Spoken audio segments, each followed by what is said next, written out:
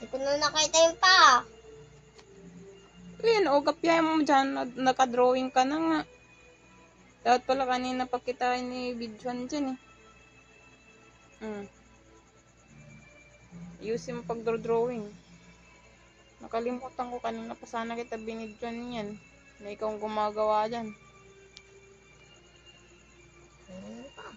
Ano yan? Wait. Ibon? Pilipino ako. Basahin mo nga. Pilipino ako. Tapos, Siyempre meron tuldok. Yung stop. gumuhit ng, yan kasing naunawaan ko dun eh. O tapos, mayroon tatlong ibon. Di ba kinulayan? wala namang nakalagay na kulayan, di ba? Lahat sabi. Kulayan ba? Oo. Tingnan mo nga doon. Pangit to. White yung yun, ibon. Nang ganon. Pwede yun. Wala namang sinabi dyan na nakasulat. Meron. Ang sabi lang naman, kulayan din ng bugaw. Gumuhit. Tatlong ibon na lumilipad.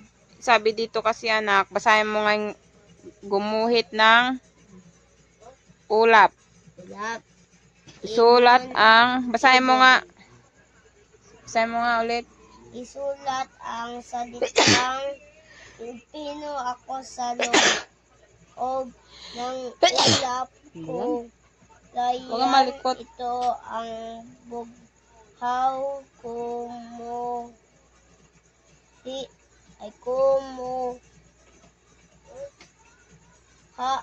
gumuhit ng tatlong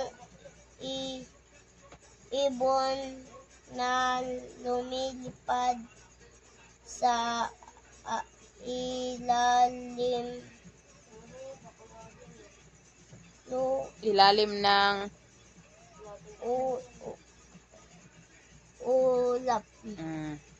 Ilalim ng ulap. Tama. ulap ang nang. Kaya mo na. Dagdagan mo ng nang. Ikaw magsulat dyan. Ang nang.